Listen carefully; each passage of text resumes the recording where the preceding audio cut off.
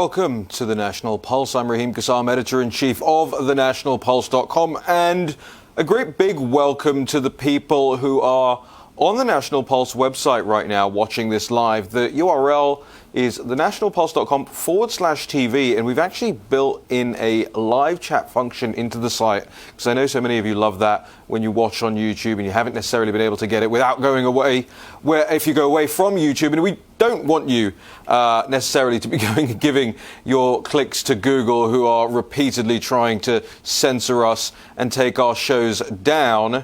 So you now have the option to head over to thenationalpulse.com/TV, and you can keep chatting with each other there. Notes to producers: I have the audio repeating in my ear, and as much as I love our intro music, I don't need it repeating in my ear throughout the show. I want to bring in our first guest here. Steve Cortes is a man you all know is a great friend of this show, hot off the Trump campaign, back to his radio show in Chicago with many great things ahead of him as well. Steve Cortes, welcome back to the National Pulse. Raheem, great to be here. Steve, I want to open here by playing your chalk talk, which has been, I mean, which are not really chalk, they are on whiteboards, but your chalk talks have become incredibly popular online almost every day now. I see these things go viral. You're incredibly proficient at presenting and bringing down a complex topic into kind of 1 minute or 2 minute nuggets. So let's roll your chalk talk from this morning, give the audience an idea of how you boil this stuff down.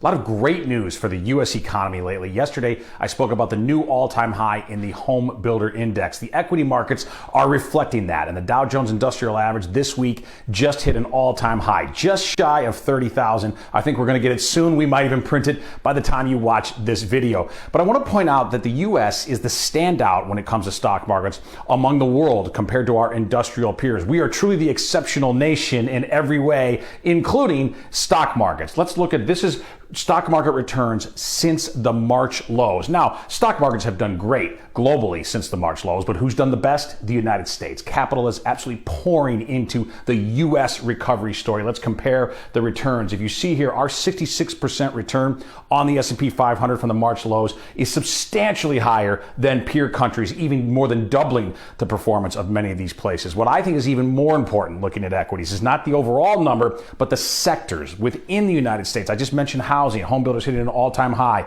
Off of the March lows, this is the U.S. housing sector most traded ETF, the XHB. It is up 38%. It has more than doubled since the March lows. This is almost entirely a domestic industry in the United States, showing again that we are the outlier to the upside. To continue and accelerate this great American economic renaissance, we have to certify the victory of Donald Trump. Pretty good, Steve. Firstly, who is doing the camera work? Thank you. That is my daughter. I do believe in child labor, and since I've been home at my home office, that is my teen daughter. She's in college. However, she's like so many kids doing it remotely right now. So I recruited her, we might say. You might even say I drafted her to do it. And thankfully, she's obliged. But, you know, what I'm trying to do here, and I was a football coach for a long time, our football, American football. And we used to do a lot of chalk talks. And anybody who's ever been in sports, and even people who haven't been in sports, understand the idea of chalk talks, even if I don't literally use chalk. And I'm trying to give 1 and 2 minute bite-sized nuggets of what are often much more complex and, you know, sort of more macro grand stories, but to distill it down, because I think there's such a thirst for information out there. And I know you're very aware of this, Raheem, as is our friend Steve Bannon, what you do at the War Room, what you do with this show. People are understandably no longer trusting of legacy media outlets. They know they're being fed narrative rather than information. They know that they're being fed a bunch of bias rather than reporting. So I think it's incumbent upon people like us to try as best we can to give solid data-driven information to the people. And what I'm trying to do is, and look, I'm very transparent, as are you. I have a point of view. I want to convince the world of the America First agenda. I want to convince this country to follow the America First nationalist populist agenda of President Trump.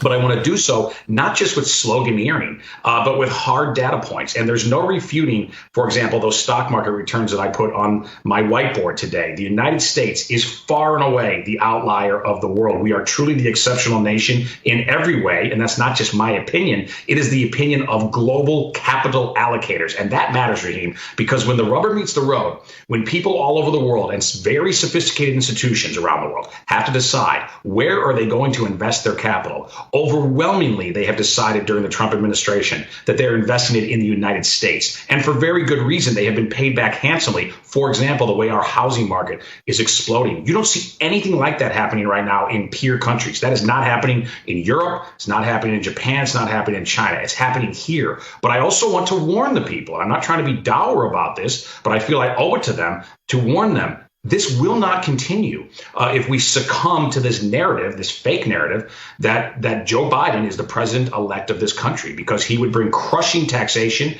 he would bring the return of crushing regulation, and he would also take us back. It would be a retreat to a place of economic submission to China. So I hope that one of the motivating factors, maybe the main motivating factor for a lot of voters out there to certify the Trump win, and I do believe he won the legal vote, is to continue and accelerate this incredible economic momentum that is very real and tangible in our country. Steve, what do you mean, the false narrative? You know, Fox News called it. CNN called it. I thought the media calls these things. That's how it works, isn't it? The high priestesses of the legacy outlets, the same people, by the way, who brought us the Russia hoax for 3 years nonstop, breathlessly telling us that we had a Russian agent in the White House. And then when that all fell apart, created a Ukraine hoax that resulted in a hoax impeachment, a sham impeachment. And then when that didn't work, moved on to fake news polling, right, to try to suppress the vote. And now have moved on to the narrative that, no, there is a president-elect. And by the way, if you dare to disagree with us, you are engaging in some sort of sophistry. And you must be banned from social media and everything else that they're doing to us right now. Steve, we've got a break right here. We'll come back. I want to talk to you more about what's going on with the legal challenges all across the country. We'll be right back.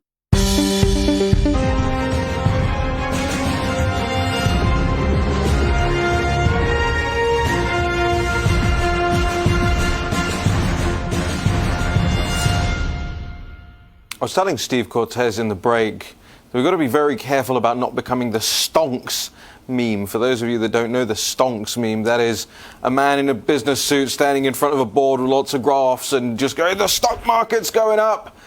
As the only, I guess it's a play on the only indicator being the stock market. But Steve Cortes is not the stonks man, are you, Steve? Not at all. And as a matter of fact, Raheem, it's rare for me to talk stocks, even though I traded stocks for 25 years on Wall Street. I much prefer to talk about wages because I know for the vast majority of people that matters more. A rising stock market is great, no doubt about it. And there's a wealth effect from it. It's a good barometer for a country. But to me, it's not the more important barometer. I really think wages are, because most folks don't live off of their assets. They don't have significant enough assets. They live off of their wages. Thankfully, though, under President Trump, we haven't had to choose. He knows how to reward both capital as well as labor at the same time, and wages have been galloping forward. And I'll give you a little sneak preview, you and your audience. I'm going to post another Chalk Talk here in just a minute. I already filmed it right in this office, and it's talking about wage gains, double-digit percentage wage gains in this country over the last year, even during the pandemic, even with all the challenges of the China virus. In a lot of pockets of America that are very blue-collar orientation, and in my upcoming Chalk Talk, I focus on Yuma, Arizona, border county, majority Hispanic. The president won it. Wage growth in the last year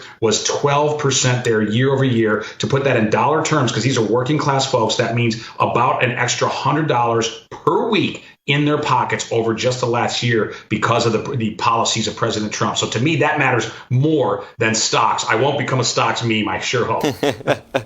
Steve, I want to just ask you very quickly before we pivot to these legal cases and what we saw take place in Michigan last night.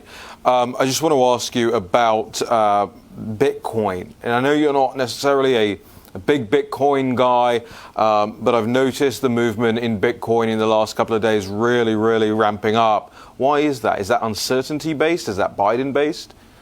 I think it's both. Yes, I think it's the idea that we don't have a settled election, despite what the high priestesses of the corporate media want us to believe, and Bitcoin becomes then a store of value. And I also think it's perhaps if Biden does actually somehow take the oath of office, which is entirely possible. Again, I don't think he won the legal vote, but it's possible, of course, that he is seated. And I think Bitcoin is a refuge because I think the United States dollar then would lose not all, but some of its reserve status if Joe Biden were to become president of the United States. And so Bitcoin's rallying because of it. I will confess to you, though, too, I think I'm just a bit too old to really understand cryptocurrencies. Most people who get it are in their 20s and 30s. They're young folks like you. So I'm not the expert on Bitcoin. People told me I was mad buying in at 11,000. It's now, I think, at 18,000. Well done. But look, I didn't make I must have put like $500 or something. So it's not gonna buy a house, but hey, it's all fun and games. Steve, something that wasn't fun and games was last night, and it's certainly not fun and games for the people who are on the receiving end of the ire of the Antifa, hard left, Democratic Socialists of America candidates who are out there on their Zoom meetings, their CCP Zoom meetings, making threats, doxing, attacking the children of Republicans who refused or want to continue to refuse to certify a vote that they think is not fair, that they think has anomalies, that they are doing their jobs in doing so. And I get it. You might look at that as they're doing a partisan job.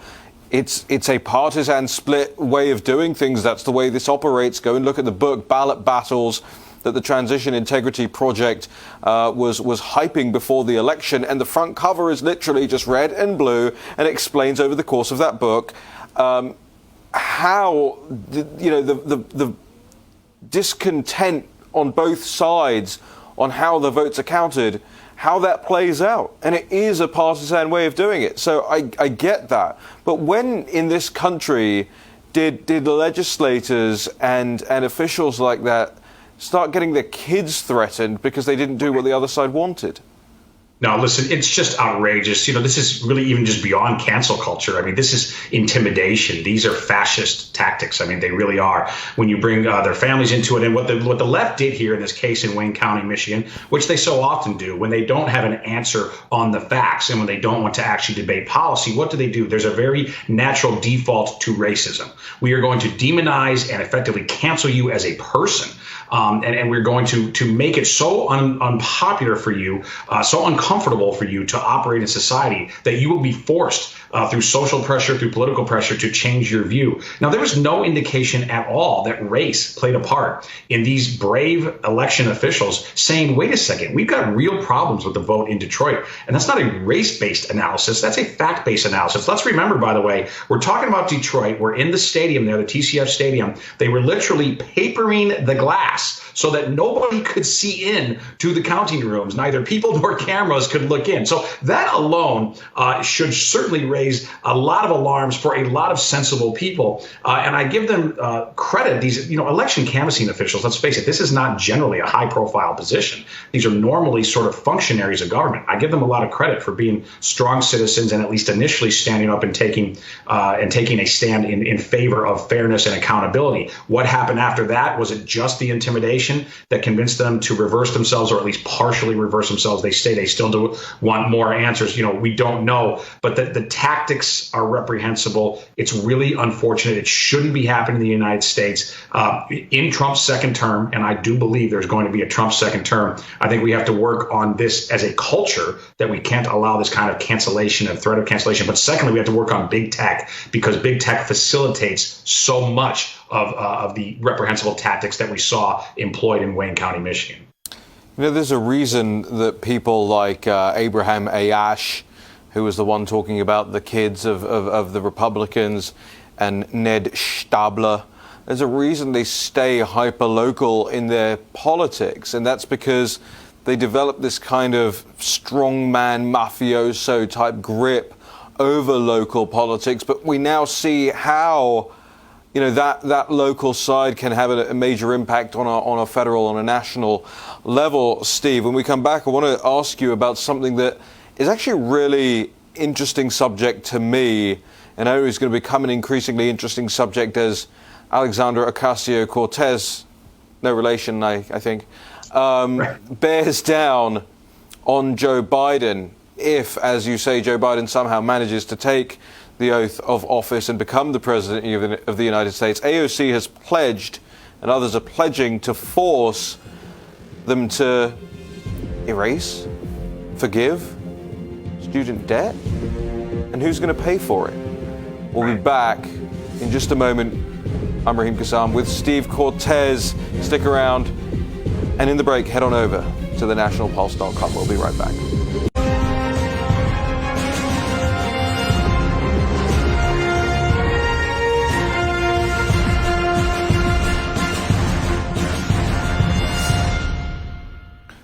I think in the break I just agreed to speak at an event about the future of conservatism with, I think it was Hillsdale College in the break. So I'll let the audience know when I get more details about that. I think it'll be sometime in February. So we'll bring you all of that. There's some great work going on out there in the wider movement, and I'm looking forward to being a part of that conversation and involving you guys in that conversation as time goes on. I am firmly of the belief, ladies and gentlemen out there, that this isn't about Steve Cortes or Steve Bannon or Raheem Kassam, leading the charge on anything. It's about you guys. We are, the name of the network, it's over there, is America's Voice. It's not Raheem's voice. It's not Cortez's voice. It's not Bannon's voice.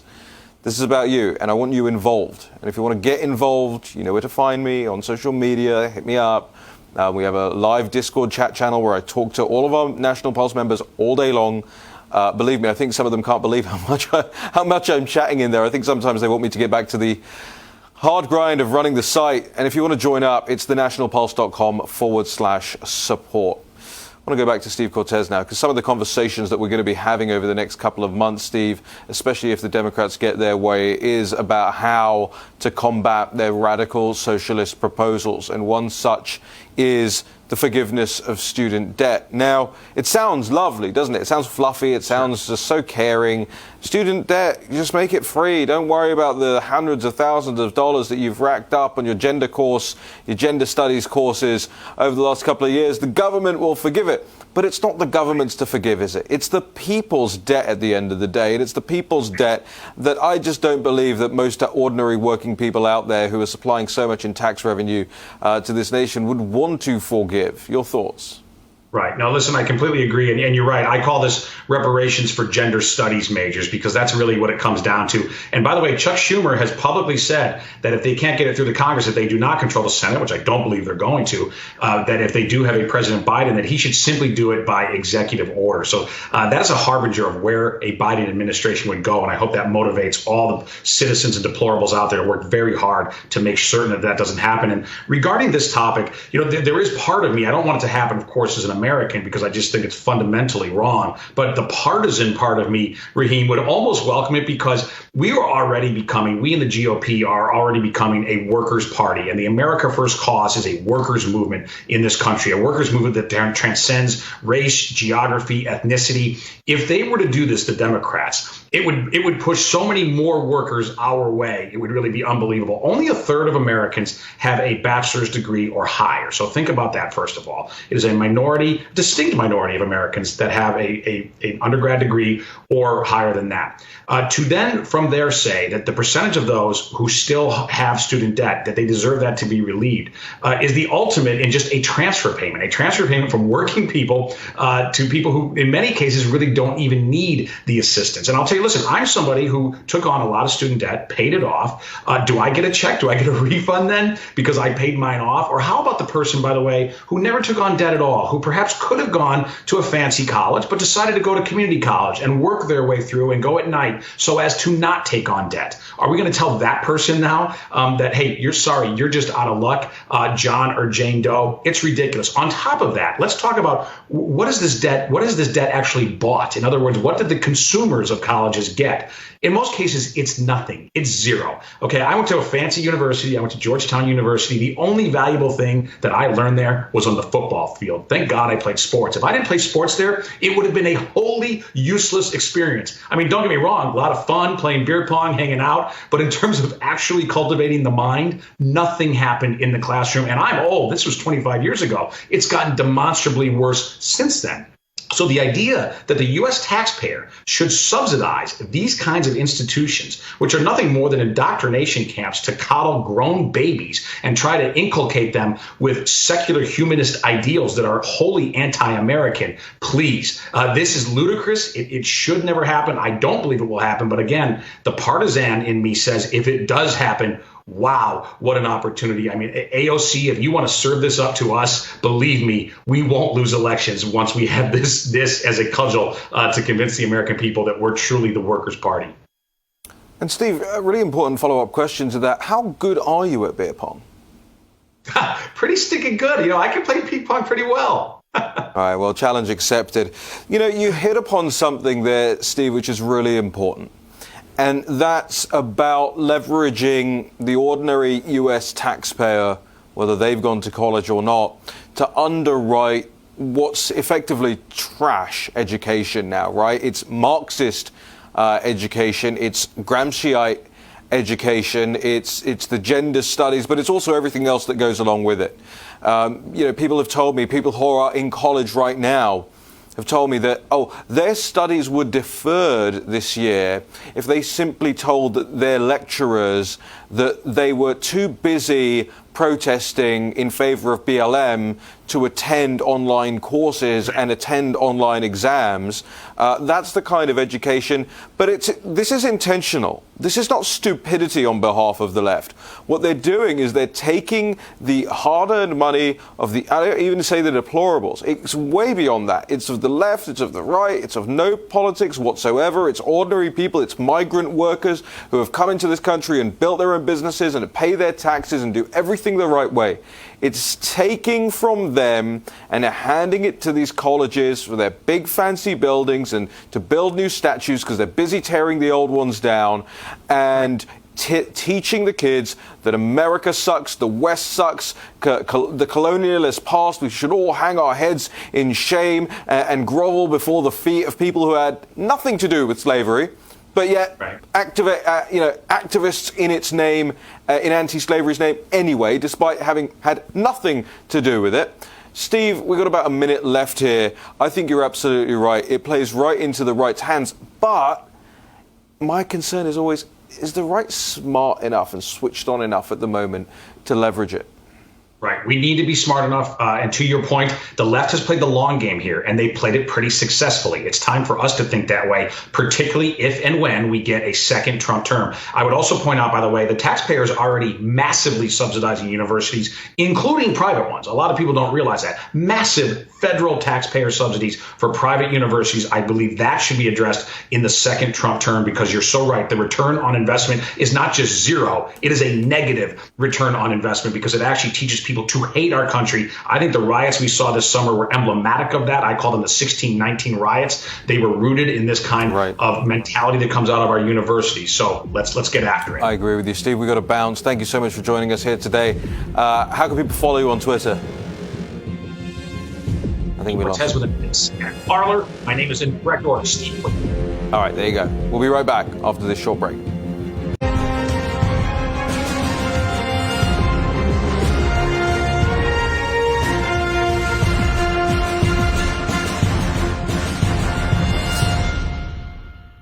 I think one of the benefits of having gone through this ridiculous situation right now that we face regarding the legal votes and the illegal votes and everything else that's taking place in the background of all of it is that some really important voices have risen to the fore here. And on this show, Molly McCann has just been phenomenal over the course of the last week or so, joining us every single day to give us an update. And she's back. You'll be glad to know Molly joins us off council with Sidney Powell. Molly, welcome back to the show. Thank you, Raheem.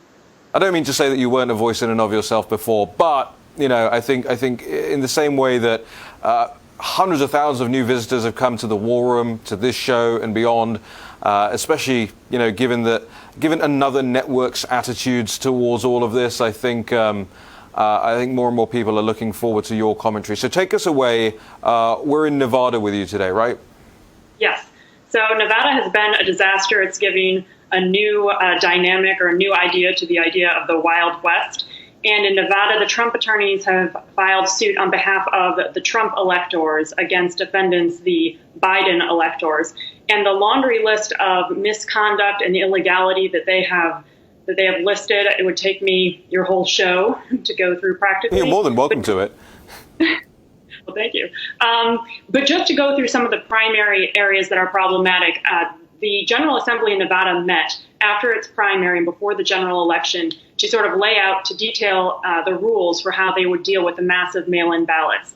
And contrary to the rules set out by the legislature, Clark County in Nevada used this machine to match the signatures between those signatures in their DMV records and the signatures on the ballots. And that was contrary to the law. The machine itself, they lowered the standards on the machine so it would match fuzzy signatures. And the machine, 30%, which is about 130,000 votes, were scanned by the machine and accepted without any human eye ever looking at them. So all those 130,000 votes are illegal votes. 70% of the votes that the machine looked at, they then bounced to real people who then reviewed and only threw out about 1%, which we know statistically just doesn't match. So the machine it was really improper to use it. And the Trump campaign, I think, has a really solid position to say those need to be thrown out. But then even after that, same-day voting procedures in Nevada were all over the board at various polling locations. They kind of on the spot made unilateral decisions on what kind of ID they would accept, and that's an equal protection violation.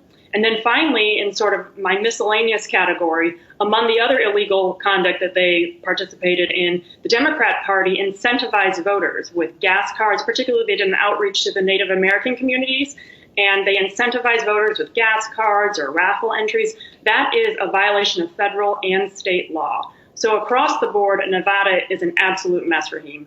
Well, I mean, so we have a law in the UK called treating. You're not allowed to give the voter anything, and it can be ostensibly in exchange for their vote, to the point where I think a candidate in 2015 was reported to the police for handing out sausage rolls at a tube station.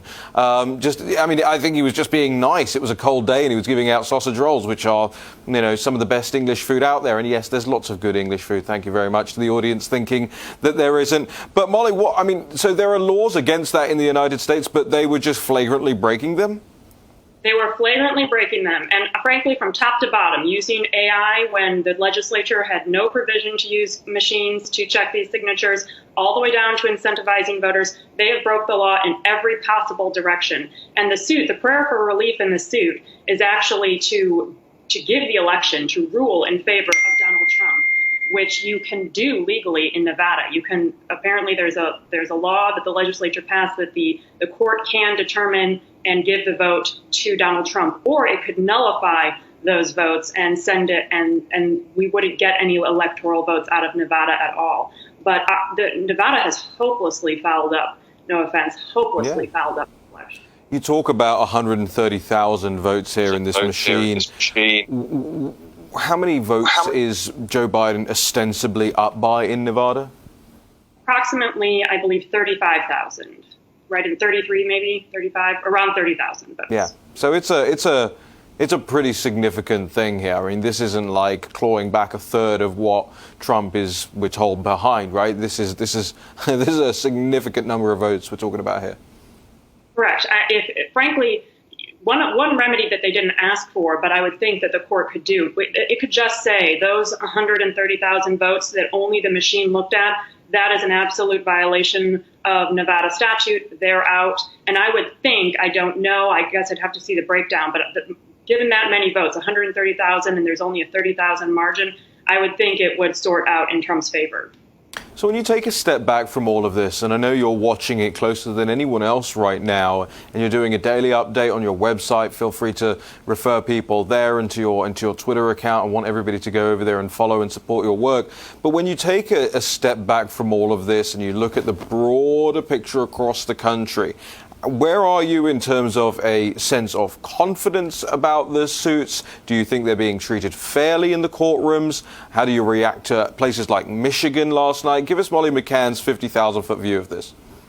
My 50,000-foot view is very positive. I think that Pennsylvania, as you know, is another state like Nevada that has been hopelessly fouled up, and I believe it will go all the way to the Supreme Court. And I believe the Supreme Court, whatever it does, it will come out in favor of Donald Trump, whether it's kicking it back to the state or simply saying these ballots are illegal and they can't be counted, and then we win because those votes are thrown out. But I guess when I'm looking at it, I think we need either Michigan or Georgia. So I feel positive, but I'm worried because when you look at the electoral count, even once we get Pennsylvania from Biden, that drops him down to 270. So we still need to pick off another state to drop him below 270. And for Donald Trump, we need to pick up multiple states for Trump to win and not have this go to the House of Representatives. So I feel positive, but I think that people should be keeping a really clear eye on Michigan, Wisconsin, where it seems, at least for the moment, that the Trump campaign has given up, and Georgia. I mean, Georgia and Michigan, those seem like very clear Trump victories. And we need everyone to be positive and forward moving. Nevada doesn't have as many electoral votes as you know. I believe it's 6. But those are important votes if Trump, and now, Raheem, I haven't looked at this electoral math in a few days, but I think if Trump were to pick up Pennsylvania and Georgia, lose Arizona, he would still need Nevada. So Nevada could be a key state. Molly, what's your website? www.mollymccann.com. All right, everybody, that's McCann with 2 N's. I want you to head over there. Sign up for our email. She does a daily update. It's very, very good. I read it every day. Thank you, Molly, for joining us here on the show today. We're always grateful. The de facto election legal correspondent here. We'll be right back after this.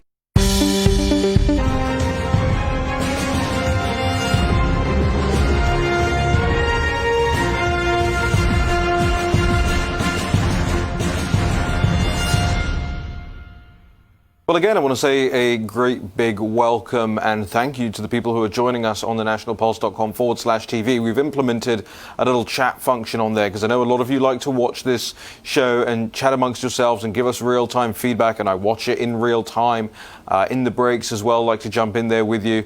So again, it's the nationalpulse.com/TV. If you're not watching it on there, if you're watching it on YouTube or somewhere where you can't chat with us, you can always do that. I want to make sure that people are looking at us on Pluto and Roku and Apple TV and making sure that you're downloading the Real America's Voice app. Immediately after the show, you've got David Brody, who has an interview with Kayleigh McEnany, the White House press secretary. You're not going to want to miss that. And then this evening also at 7 p.m. Eastern Time, another election special with the one and only Dr. Gina Loudon and more of our fantastic anchors here at Real America's Voice. And every day we get to talk to more and more great people all around the country who are working their heinies off to secure the legal votes in this country. And one of those people is Linda Payne. She is the president and co-founder of the Election Integrity Project California. Now, again, that's very distinct from the Transition Integrity Project. They're the bad guys. The Election Integrity Project are the good guys. And we've had Linda's colleagues on the show with us before. Ellen Swenson has just done a fantastic job walking us through what's been going on in Nevada. We're very grateful to welcome Linda to the show. Now, Linda, welcome to you. Thank you. Thank you for having me. So, Linda, let's take it from the top. Explain to our audience, firstly, what is the Election Integrity Project California?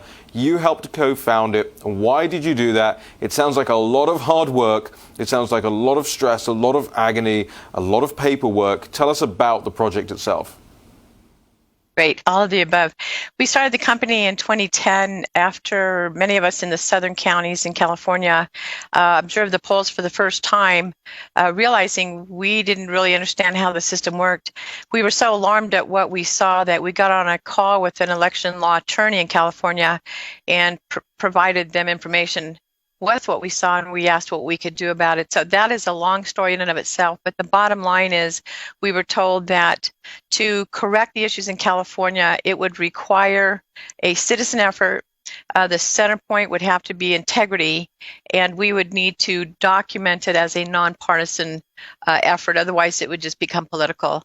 So that's how we started. I have driven 400,000 miles now in the last 10 years across the state of California and throughout Nevada and Arizona, building teams to train each of our teams in each state in the state election laws and in the federal election laws.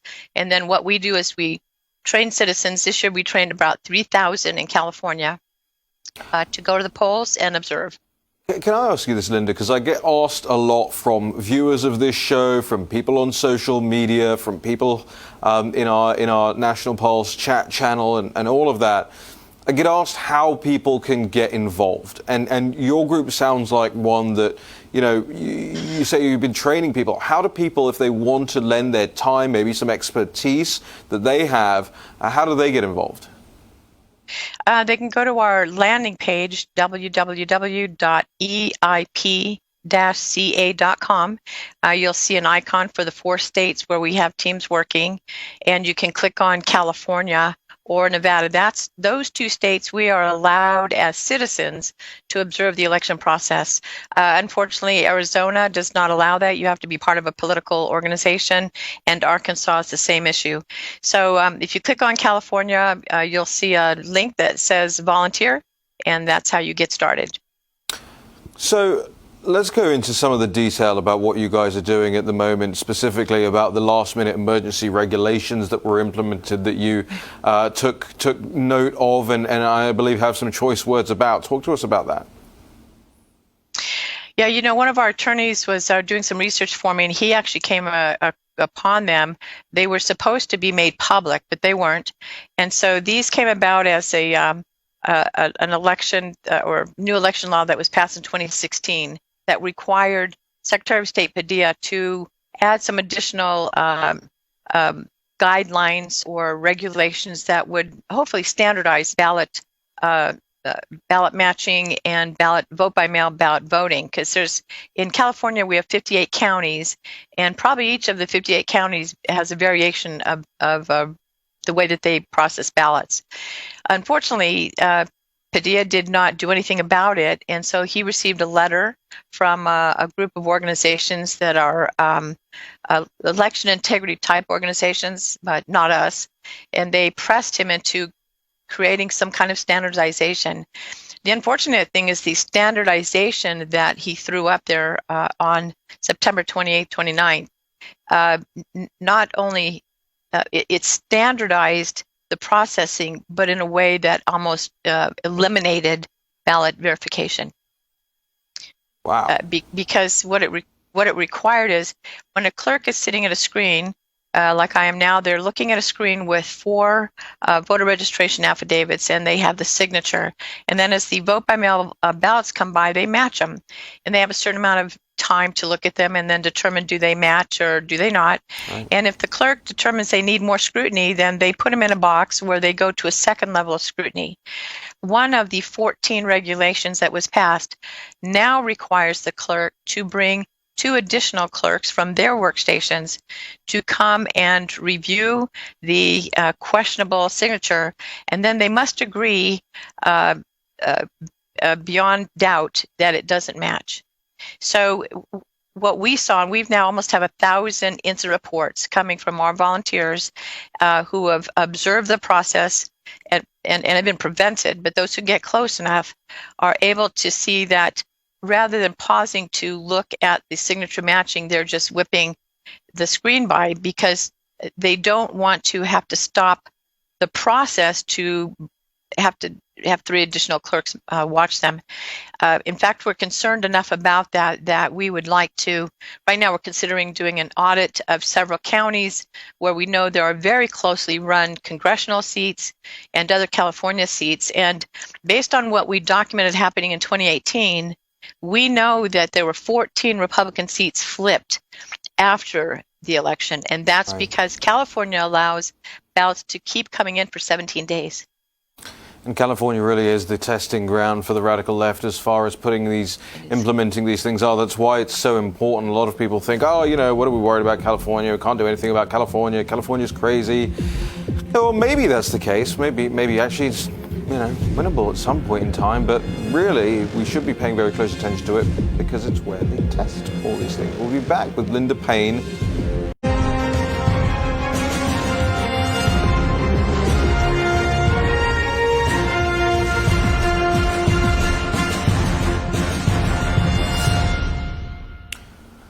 Well, from the strong-arm tactics of Ned Stauber and his associates in Michigan last night to the breaking news today that Joe Biden is claiming that the Trump administration's failure to recognize his election win may delay the rollout of the CCP virus vaccine. You see what's happening here? They are trying to instill fear. They are threatening. They are hanging a Damoclean sword over the necks of not just the Trump administration, but over the necks of ordinary Americans. Accept me as your president or you won't get a vaccine.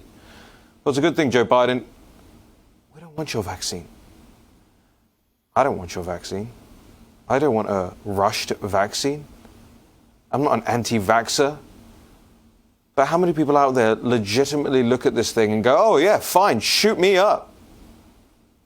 And I know the president has put his shoulder to the wheel on this thing in Operation Warp Speed. That doesn't make my trust in the establishment any greater. The swamp has remained the swamp. Just take a walk with me one day. We'll take the cameras outside. We'll walk around Washington, D.C. together. The swamp is healing now. Coming back, flooding back. You should see the leftist grundoons on the terrace at Morton's now. Makes me sick. But seriously, this is a threat. Joe Biden is threatening America. The man who claims to be the president-elect is now threatening America over a vaccine. I just saw that in the break and had to make comment about it. I appreciate all of you who've joined us over the course of the show today. Still got Linda Payne with us, though, so stick around. And in the next segment, we'll have David Brody's interview with Kayleigh McEnany. Linda, thank you so much for holding over the break and listening to my little rant there. Sometimes news crosses over my desk in the breaks, and I have to bring it to the audience's attention. Linda Payne is the president and co-founder of the Election Integrity Project California. And Linda, as I said going out from the last segment, a lot of people scratch their heads and go, what are you talking about California for? California's a lost state. Who cares about California? You tell us why we should care about California. Well, California is, in fact, somewhat of a petri dish where the globalists have used the state of California, because it really is the size of a state, to try different tactics on how to manipulate the election process. We have trained 15,000 citizens over 10 years in California alone to observe the process in 40 counties, which represent 85% of the population of California. This allowed us to see that what's happening in California is systemic, and once they develop a tactic that works, they spread it to the other states. What we're seeing happen now across the news is what we call the California model. They're implementing variations of. But here's why California needs to be paid attention to. EIPCA has proven that through the manipulation and control of the election process, citizens actually do lose their constitutional right to choose those who govern and remove those who are corrupt. And that's what's happened to California. At every level of governance, from city council to board of supervisors and all the way up into the presidency, the ability to manipulate the elections is multifold, and they are connected. And we put that together between bloated voter rolls, bad laws that destroy integrity in the process of managing elections and processing ballots, and then policies and procedures at the county level that open the floodgates to those who would manipulate the outcome to put globalists in positions of power. Now, once they're in power, they then put in place globalist, communist, Marxist governance. And that's what you're seeing in California. Rather than be afraid of Biden threatening, oh my goodness, we won't get the vaccine, every state in the union needs to worry that if they allow the manipulation of these swing states, then the country will begin to look like California. But what we've always said, even in California, if enough voters voted, we could overwhelm the corruption. And that's actually what now is being said. We've 40 out of 58 counties in California are Dominion. LA County uses Smartmatic, built out of Venezuela. We already have identified that Linda, has been the problem. Linda, not just built out of Venezuela, but built for Chavez, right? Right. Right. Right. and LA County spent $40 million. The documentation we have in LA County alone to prove the tactics that are used, we would love to provide it to the president's team, even if they use it in other states. But we need to sue Alex Padilla in the state and the Secretary of State's office right now for the unconstitutional push of these 14 emergency regulations and the updated emergency guidelines that have prevented our volunteers from actually observing the way we normally do. Not least because there have to be consequences to these people's actions. There are legal consequences to their actions. So how do people support you? How do people support the Election Integrity Project California in going about that and setting an example of the people who would trash the election integrity of the United States? Well, we're going to go after some very big dogs. We're looking at Alex Padilla, but we're also looking at suing LA County. LA County is the tail wagging the dog. We would love your support financially, especially. You can go to eip-ca.com, click on the California icon, and then click on donate. You can donate in person. You can donate by PayPal, whatever works best. Well, Linda, you're an absolute warrior, and we're so grateful for you. You've got an open invitation to come back anytime. I'm sure other anchors on this network are watching this now and saying, I want to book Linda for my next show, so I imagine you'll be getting a lot of calls. Linda Payne, Godspeed. God bless you. Thank you for everything you do. Thank you. Thank you for having us. All right, ladies and gentlemen, we're reaching the end of the show here today. But I want to make mention once again, stay tuned. David Brody's interview with Kayleigh McEnany, White House Press Secretary, exclusive here on Real America's Voice, is up next. You're also going to want to pay attention tonight. Dr. Gina Loudon brings you more election special coverage, 7 p.m. Eastern Time. We've got another 5 o'clock, I believe it is, War Room special here today as well. Back on YouTube for the time being also, if you want to subscribe over there to Steve Bannon's War Room. One of the other things that you have to do is subscribe to the War Room podcast across all the different podcast platforms. I don't care if it means you have to have 6 different apps on your phone. Every single time we get a new subscription, it's free. You're not asked to do anything. You don't have to give any of your data or anything like that, any more than you normally do anyway to download an app, is subscribe. Only a subscription, not a download. Only a subscription to the War Room podcast notches us up and up and up, and we're trying to get, well, I'm trying to get to #1 in the world, quite frankly. And I thank everybody who's been involved out there, downloading, supporting us, whether it's been from the beginning or in recent times. We'll be back with another episode of The National Pulse tomorrow at 3 p.m. I'll see you then.